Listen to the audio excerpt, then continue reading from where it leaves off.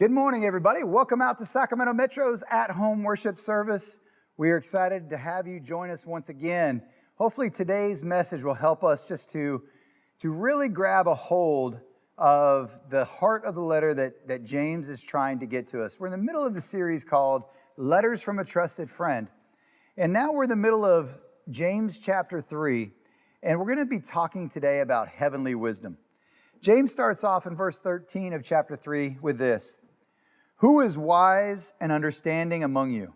Let them show it by their good life, by deeds done in the humility that comes from wisdom.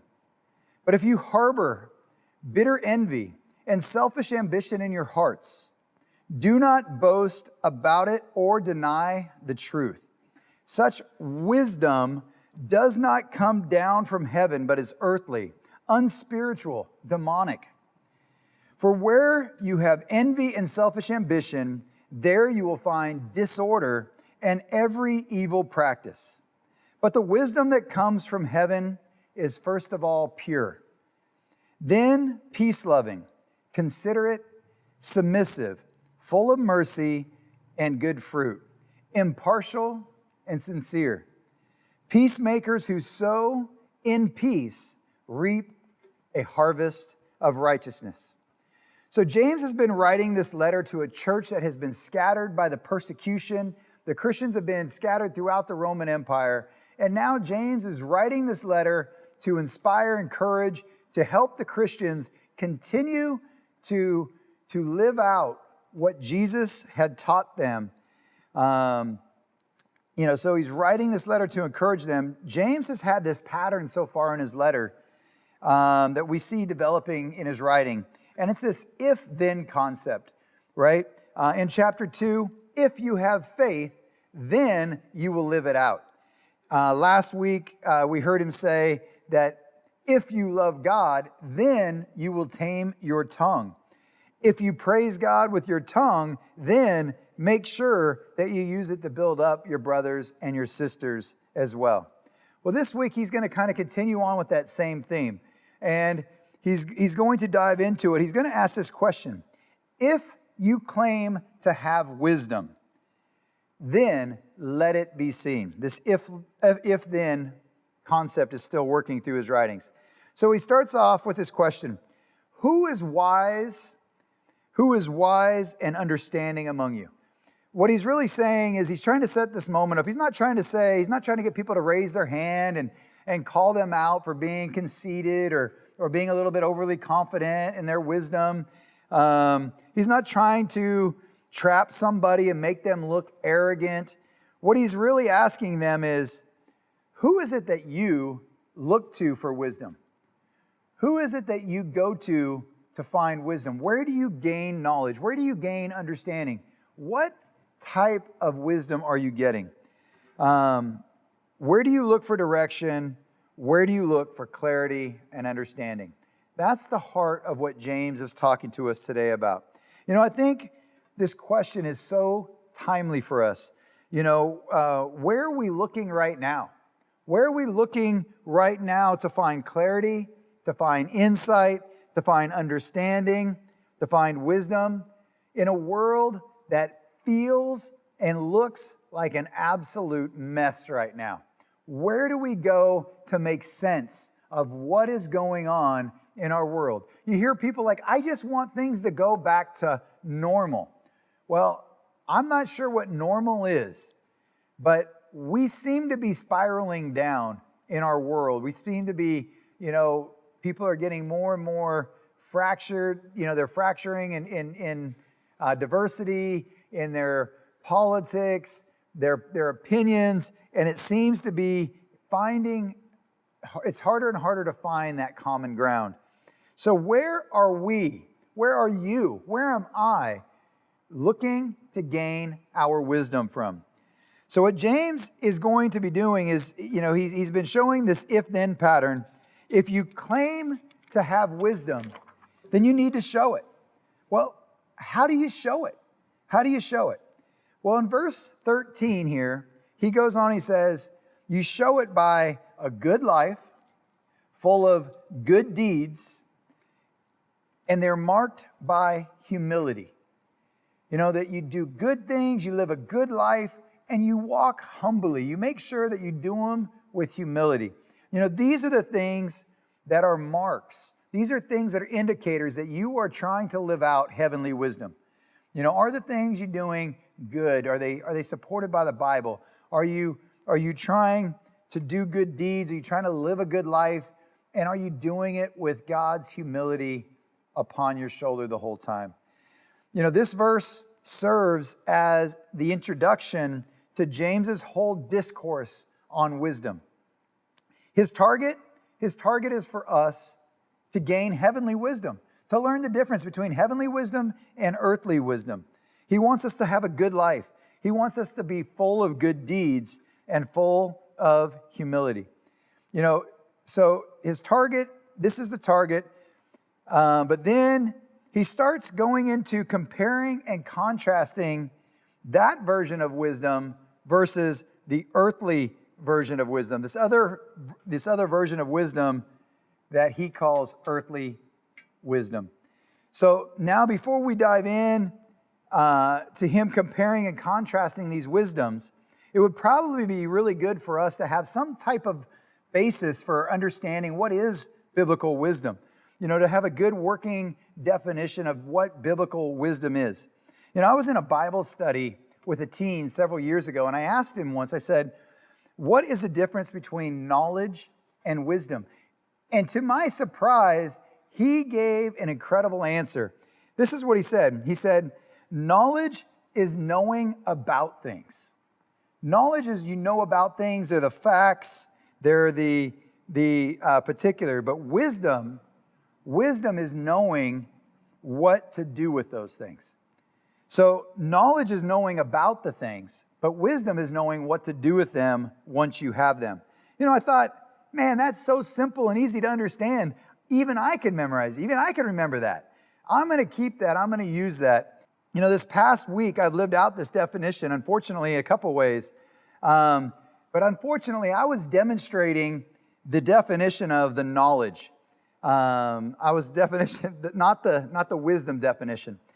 You know, we were pouring a foundation for an addition on our house that was done before we moved in that wasn't done properly. It wasn't done to code. And the house had been settling and cracking. So I've been talking to a lot of brothers, getting a lot of advice, figuring out what's the best way to try to fix this. Well, you know, I wasn't able to afford to pay somebody to do it. So, you know, we tried to tackle it ourselves. You know, so as we were pouring this, we wanted to make sure that the room was going to be safe. So we wanted to make sure, so like I said, I've talked to a lot of brothers, got lots of input, lots of advice, made sure. But while we were putting in rebar into the footings, the foundation here that's going to hold up the second story in the back of our house, we were putting it together, and I'm like, oh, I need a 2-foot rebar rectangle that, you know, can help support the concrete. So in my mind, I thought, okay, yeah, I just need to, cut this, and so I cut this rebar down into 1-foot sections because I thought I got to have a square, a 1-foot section, another square, a 1-foot section, and another square. Well, as we're sitting there trying to assemble these things are like an elephant standing on a bowl of Jell-O. I mean, these things are just rickety-rackety. They're going every which way, and they have no support whatsoever. Even if they made it into the concrete, they would probably just collapse to the bottom of the hole and not do what we were thinking about. And fortunately, we had several brothers over there helping, but Gabino, a brother who has just recently started coming out, Gabino says, Keith, why didn't you cut these in 2-foot sections? You know, then that way these things would all be held together. And that kind of became the joke, why didn't you cut these in 2-foot sections and wire together? It would have been much easier. So needless to say, we had to scrap the entire project that we were doing so far and had to start all over. So I lived out the knowledge. I had all the parts. I knew we needed rebar in the concrete, but I didn't have the wisdom. I didn't know how to use it properly. And then once we talked about it and got it figured out, we were able to get it in and everything worked. But knowledge is knowing about the things. wisdom. Wisdom is knowing what to do with those things. Grateful again that Mike Alvarez brought his dad out, and Mike's dad is an expert with these foundations. And so he came out and actually checked our work, gave us a thumbs up, gave us a couple of tips to improve what we had, just so we could make sure that when we poured the concrete, it worked out. So, there is much wisdom in getting advice. The Bible teaches that. That's a side note. That's all for free today. But I'm grateful for those two brothers serving us in that way. But when I think about wisdom and heavenly wisdom, I think about this group of guys that are found in 1 Chronicles chapter 12. In verse 32, they're just labeled as the men from Issachar. And these men, it says, these are men who understood the times and knew what Israel should do. Right? And isn't that what wisdom is? Is you look around and you understand what's going on in the world, you understand what's going on in the times, and you understand how we should be acting, how godly men, how godly people should be responding in the times, in the current times that are going on. This is biblical wisdom. This is what we're describing here. James is saying here that we want to find the heavenly wisdom, that we should target heavenly wisdom, which is a good life, good deeds marked by humility, right? And but then he starts talking and contrasting. He says, but then there's this other kind of wisdom, and it's the opposite of heavenly wisdom that's at work. He says, if you claim to be wise, but you're full of bitterness, you're full of bitter envy, and you're selfish, he says you need to watch out. You need to be careful. He goes on, he says that, normally you wouldn't link wisdom with envy or with selfishness. But what James is saying is if you claim to be wise, but if your heart is full of jealousy, if it's full of envy, if you're full of unhealthy competition, if you have this selfish ambition at the core of your heart, you got to watch out, because you're probably not chasing heavenly wisdom. If you claim to be wise, but your heart is full of selfish ambition or this ungodly style of competition, then you're constantly trying to get ahead of everybody. He says, be careful that this wisdom, and in the new NIV, it's in quotations, but he says, this wisdom, it's really not even wisdom at all. What James is doing is he's calling it out, that you're calling it wisdom, but it's truly not wisdom. It's truly the world's way of thinking, and it's not heavenly wisdom. Basically, that the world has baited us into believing that this teaching, that we're seeking out wisdom, that we're wise because we try to get victory, and we try to find, we got to win every argument. We got to be right all the time. And he says that's not heavenly wisdom. In James 3:16, he says, for where you have envy and selfish ambition, there you will find disorder and every evil practice. As I read these words and I studied these words, I looked at them this week as preparing for this lesson. I'm like, I don't know that any truer word could be spoken right now about what's going on in our world, right? You find disorder. Man, the world just seems like this disorderly place right now, that nothing seems to be orderly anymore. That you can't turn on the news without finding friction. You can't, have a conversation, or you can't hear somebody's conversation without there being friction in it. And we've just gotten to this point where we're not loving one another. We're not respecting each other. There's no order. There's no fear of the scriptures. There's no falling in line with God. And, I know that, this really explains the world to me.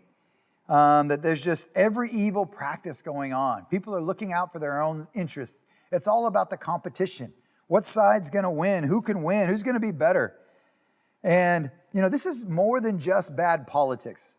This is way more than just politics. This is more than bad policy, right? I mean, this is a heart condition that's going on in our world with people. That we are suffering from this heart condition that's going on.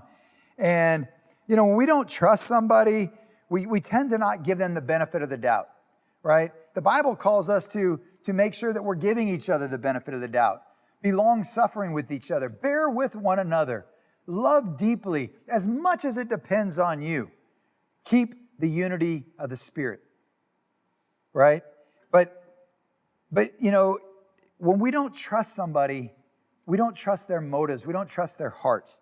And if you're into politics and you're tending to lean left right now, then anything that the Trump-Pence campaign says, even if it's true and it's a fact, then you're like, you know what? I don't know about that. Because even if it's true, I don't trust their motives, and they're probably up to something. So I'm not gonna fall for it. I'm not gonna listen. I don't trust it. And if you tend to lean right, everything that comes out of the Biden-Harris campaign, even if it's true, you're gonna be like, I don't think I trust that. Because you don't trust the heart. You don't trust the motives. If you give him that, you're going to have to give him something else. And I don't know where he's going to go with that, so I'm not going to trust it. We say we don't trust because we don't trust the heart. Even if it's somebody who's speaking the truth, we just don't trust what's going on. So I have 4 things for us to kind of help us to kind of deal with this in our hearts and to help us to stay on target to find that heavenly wisdom. So the first thing we need to do is it starts when we are submissive to God. We need to make sure that we are submissive to God first and foremost, above any of our opinions, above any of our other priorities, that as Christians, as followers of Jesus, that we are going to be submissive to God, that we will surrender our will over to His will, that He knows where our heart is, and it's obvious that we are to allow the Scriptures to continue to shape and mold our hearts. The second is that we need to continue by submitting to one another. Right, yeah, you got to submit to Jesus, but we also need to submit to one another. The same posture, we got to show the same posture towards the body of Christ as Jesus showed to the body of Christ. I mean, isn't that what following Jesus is? That we're going to do as He did? That we need to love one another? That we need to be like Philippians 2, that we need to put other people's interest above our own? Ephesians 5, chapter 21, listen to how Paul writes this. He says, submit to one another out of reverence for Christ. You see what he did there? He kind of ordered it even the same direction. Like, because we're submissive to Jesus, we need to be reverent and submit to one another in reverence, out of reverence for Jesus. That Paul says that we need to have this spirit that we submit to one another. That means that you don't have to be right in an argument. You don't have to pick a fight, and because you have a different idea or opinion than somebody else, that you've got to stop talking to that person. Show me in the Bible where we're taught to take your ball and go home, especially with the family of believers. It's not biblical. But we have been trained by the world that if you're not going to respect me, I'm not going to respect you. Out of reverence for Christ, submit to one another. This is so opposite from what our culture teaches. In 1 Corinthians chapter 6, it's a great story that Paul finds out that the brothers in Corinth, that there are brothers that are actually suing other brothers in the church.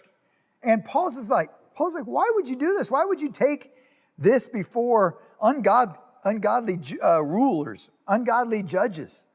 Isn't there anyone in the church that's wise enough? Isn't there anyone in the church that's wise enough to settle this matter for you? I mean, after all, you have heavenly wisdom, right? You've been trained by Christ Himself. You've been trained up to learn what's right and wrong. I mean, you're going to look at every angle. You're not going to just make a quick decision, but someone who's ungodly, they're not going to weigh it the same way a brother would weigh it. So why do we pick this fight with one another? You know that in 1 Corinthians 6, verse 7, he says, the very fact that you have lawsuits among you means that you have been completely defeated already. He says the fact that you've already stooped to this level, the fact that you've already taken on the world's way of dealing with it, I'm going to sue you. He says that you've already given in and you're already been defeated. He goes on and says, why not rather be wronged? I mean, it would be better to be wronged. Why not rather be cheated? It would be better to be cheated. It would be better to be wronged. It would be better to be cheated by brothers than to go and get your case won by suing somebody, by using the ungodly rule over your life. I know this is a hard teaching. I know this is challenging. But what Paul is teaching us, what James is teaching us, is that we are called to love one another and to submit to one another, right? To give each other the benefit of the doubt, to bear with one another in love. You know, I know that there are people in our church family that don't agree with each other's political views. I know that. I know that there are people in our church family that argue with one another about their political views. And you guys, instead of building one another up as the scriptures call us, instead of seeking to try to find what you agree on, you're tearing each other apart. It's unrighteous. It's not godly. For what? So you could win? I mean, I don't know of any Republican or any Democrat that's living completely righteously. And we're willing to tear apart the righteous for sake of political views. You know, let's not stoop to the world's standard of earthly wisdom in dealing with one another. Let's have more reverence for God. Let's live our lives in fear of God. And let's submit to God and submit to one another. The third one is we need to model submissiveness to the world, right? This is what we were talking about in our courageous conversations. We felt it very strongly. We had deep convictions that we felt like we needed to figure out how the church needed to navigate the racial unrest in our country through the scriptures. That we did not need to tune in to CNN or let the world dictate to Christians how we should work through the civil unrest. We all saw the ungodliness. We all saw the unrighteousness. But what we needed to do is get our direction from the scriptures. We needed to model what it looks like in the church. The church should be the example for the world, not the world being the example for the church. Jesus hit this in Matthew chapter 5 on the Sermon on the Mount. Starting in verse 14, he went on, he said, "You are the light of the world, a town built on a hill that cannot be hidden. Neither do people light a lamp and put it under a bowl. Instead, they put it on a stand, and it gives light to everyone in the house. The same way, let your light shine before others, that they may see your good deeds and glorify your Father in heaven." Who gets the glory? Not us. God gets the glory. When they see our good deeds, because we're being submissive to God, because we are being submissive to one another, that we are showing unity and we're showing what heavenly wisdom could do in a human's life. We set the example for the world, and God Himself is glorified through your action and through my actions. What will they see when they see the church? What will they see when they see you?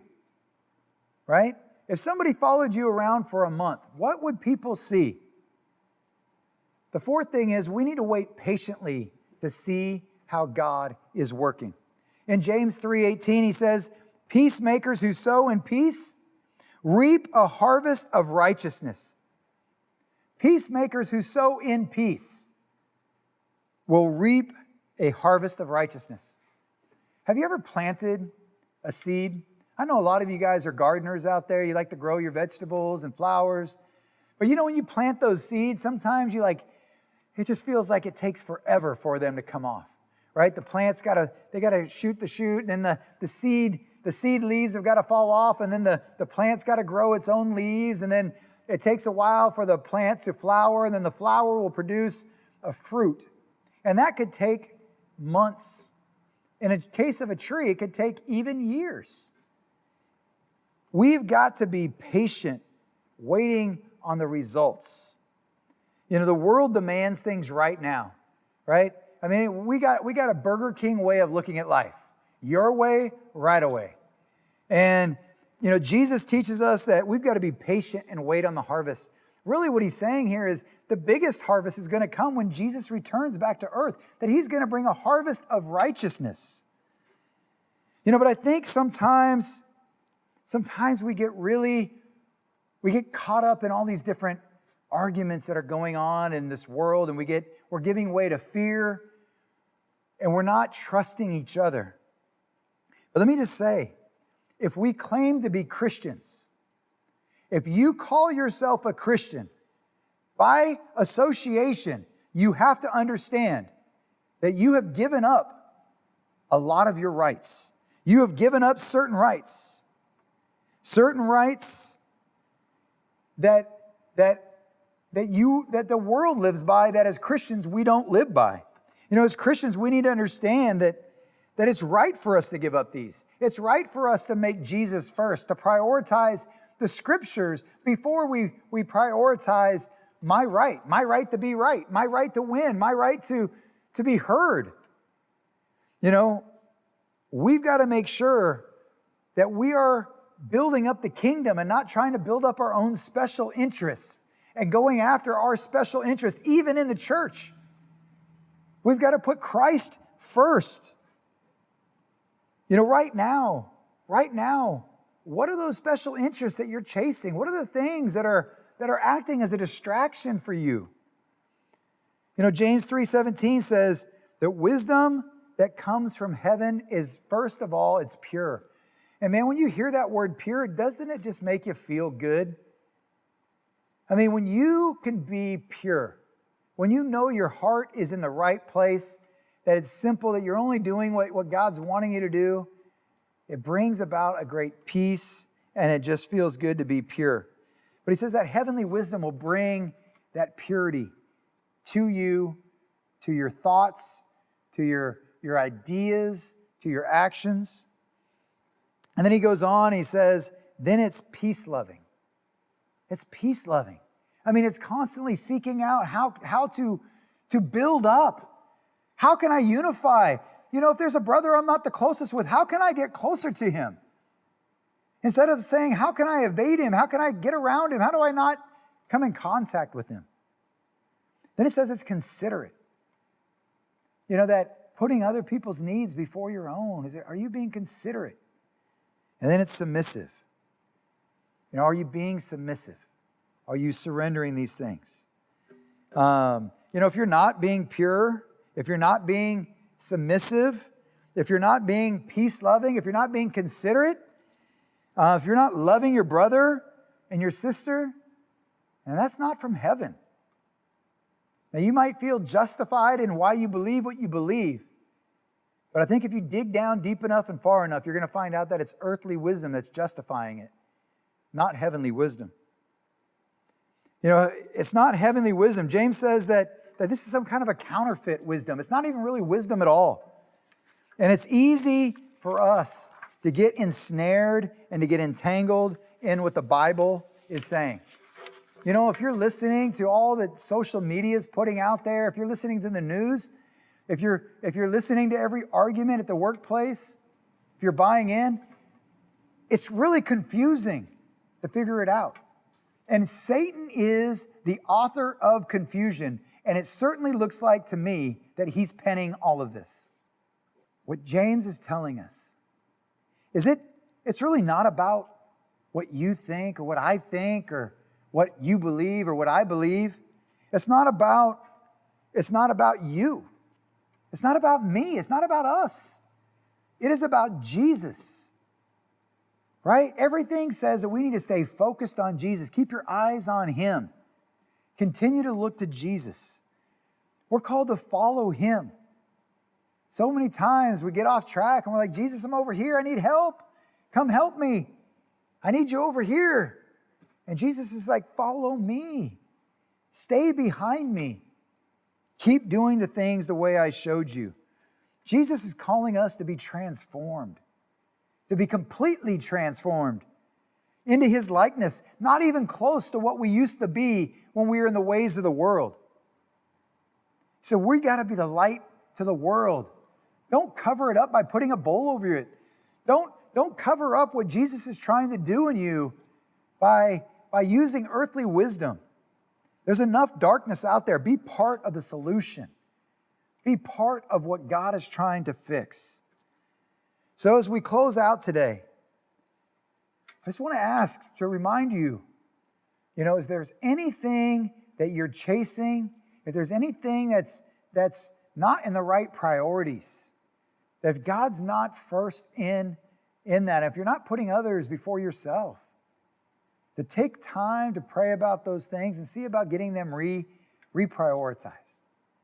Guys, heavenly wisdom will lead to a harvest of righteousness that produces the peace, the hope, the joy, all of the pure things that God has intended for us. I love you. God bless. To God be the glory. Amen.